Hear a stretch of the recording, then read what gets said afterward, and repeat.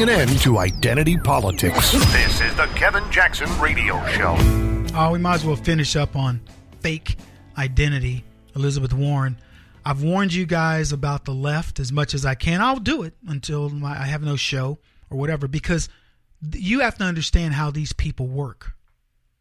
See, Elizabeth Warren couldn't get ahead as a regular white person. She's the Dolezal of Indians.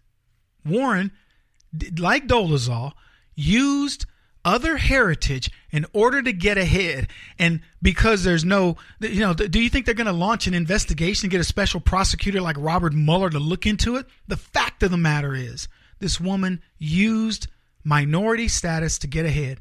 Whether you can tie it directly to what she's did, you know that it doesn't even matter. Because let me tell you something. You don't choose to be a minority unless it's to get ahead. Put another way, why would you want to be black? Why would you want to be Indian? You heard the left talk about how bad it is. Elizabeth Warren says she fights to protect these people. Why would she lie and say, I'm an Indian? Oh, I didn't know, unless it was to get ahead. There is no other logical reason. And the left want to ignore. They think you're too stupid to figure this out. I'll ask you a very simple question. Dolezal is a white chick, got nothing. When Dolezal became a sister, suddenly she's in two jobs leading one is the NAACP. The second is as a diversity person or whatever. It was like Trevor Noah's clip that said it would be like having no black blood in you, but putting a book out, Snacks for Blacks. Well, that's exactly what it was. Dolezal was not only an NAACP leader, she was a diversity coordinator to help blacks because people thought she was black. Now, for the record, I don't care what color a diversity coordinator is. I don't think we need them. But if I had a white diversity coordinator, I wouldn't care. Can you help me with whatever issue you think I need in the way of diversity? Yes, I can, Kevin. Oh, yes, I can, Kevin. I could do that for you. Okay, great. Let's get together on it. Let's go, Quachain, right? But the idea that she has done nothing is ridiculous. Of course she's done something. She's cheated her way. Yet again, we find out what these people have done, and they don't want to admit it. Stolen identity. So anyway, Fordham did a paper on her, and she's pushed back on this Harvard Crimson piece that, and I played Trevor Noah's clip earlier. I'm not going to play it again. About 3 minutes long.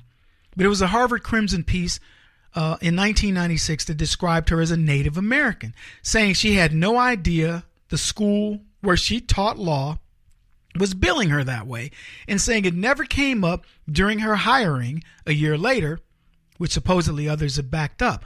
But in 1997, Fordham Law Review piece described her as Harvard Law School's first woman of color, based, according to the notes on the bottom of the story, on a telephone interview with Michael Chimura, news director, Harvard Law, August 6, 1996. Now, the mention was in the middle of a lengthy and heavily annotated Fordham piece on diversity and affirmative action in women. The title of the piece was written by Laura Padilla, but the title was called Intersectionality and Positionality, Situating Women of Color in an Affirmative Action Dialogue.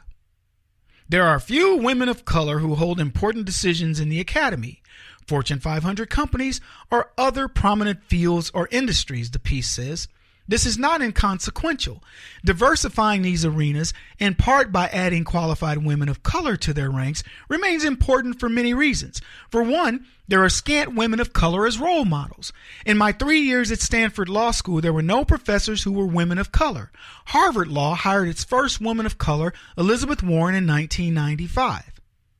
Now, Padilla, who's now at the Western School of Law, said to one of the leftist rags in an email that she doesn't remember the details of the conversation with Chimura, who's now at Babson College, and didn't respond to a request for comment.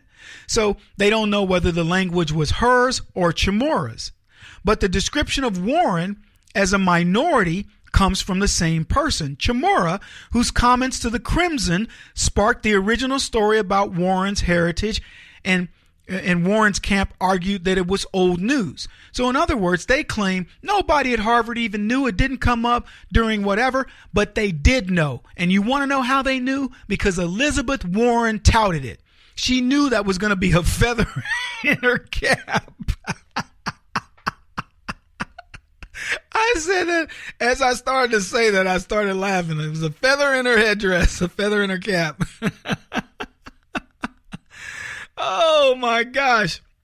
She said she had no idea that Harvard was billing her that way, or how the school found out that her family claims Native American heritage. And she learned of it first from the Herald story. And she said this. Forget before I get into what she said, but there's no way that she didn't know this. Anyway, the Fordham piece takes the description of Warren by Harvard Law beyond the boundaries of the Massachusetts school. Warren had described herself as a minority on a law professor's listing for several years, ending in 1995. She said she wanted to meet people like herself, but stopped when she realized that's not what the listing was for. So she's touting herself as, I'm, a Native American. And when the cake started to hit the fan, she goes, no, I took it off. Yeah. So she was pushed hard on the suggestions that she got her job based on heritage, and her backers had noted a 1995 Crimson piece from the year she was hired makes no mention of her background. But as to comment, her spokesperson, a lady named Malathia Harney, said, there's nothing new in this report. Elizabeth has been clear, and she's proud of her Native American heritage, and everyone who hired Elizabeth has been clear that she was hired because she was a great teacher, not because of that heritage. It's time to return to issues like rising student loan debt, job creation, Wall Street regulation that will have a real impact on middle-class families, et cetera, et cetera. This is when she was running against Scott Brown. So let me just put it to you in another way. They glossed over this in her run for the Senate because nobody wanted to address the 500-pound donkey in the room, that Elizabeth Warren is a bald-faced liar who committed identity theft to steal the heritage of a minority people that has been historically underrepresented and is very much underprivileged, and she stole that identity in order to get herself ahead. That's what she did. I don't know if she was so good because she get into Harvard without that, but I can practically guarantee you the reason why Elizabeth Warren got hired was because somebody said, wow, we got a Native American. And for her to want to backtrack, oh, it was just part of our old family lore. That is a lie. Go back and find. I'm just telling you, they aren't going to build a library to this woman, because if they find the places where she claimed that, where it helped her, it would be a disgrace. And it is a disgrace. But well played by President Trump. Well played. Call her out. He's been calling her out, is the Trevor Noah thing. He's been calling her out for the better part of a year. No, better part of 2 years. Calling her out. And he's doing it in such a way to say to the left, you're not going to cherry pick how you use race. You're not going to get away with this any longer. And everything this guy does has a deeper meaning that I'm telling you guys, it's reaching people at levels that you cannot explain. Elizabeth Warren came out firing back at Trump saying, well, he's, how disrespectful to the American Indian culture. You mean your fake culture? Perfect bait. See, the lesson here is how to fight the left. That's what I'm trying to teach. You cannot teach this. You use what they do against them. And that's what Donald Trump did. That's what makes this so brilliant. So they've been asking, this is what Scott Brown did back when he was running for Senate. He says, release the records related to Warren's hiring. He said he'd do the same. Because and for the record, and I've told you guys this, I'll say it, maybe this will be the last time. Elizabeth Warren's career is at it's peaked. It's going nowhere. Just like Donald Trump, when he talks about the NFL, when he talks about ESPN, when he talks about CNN, you're watching the stock drop. Sell it short. Elizabeth Warren is done. They did everything they could to elevate her because they wanted her to be on the ticket with Hillary Clinton. The reason why she isn't is exactly what we're talking about today. They could not have two women embroiled in controversy, and they have nobody else because they're all fakes and frauds. They're identity thieves, and they will steal your soul the same way they've attempted to steal the soul of this great country. Glad you guys were with me today. We'll be back again. Take care.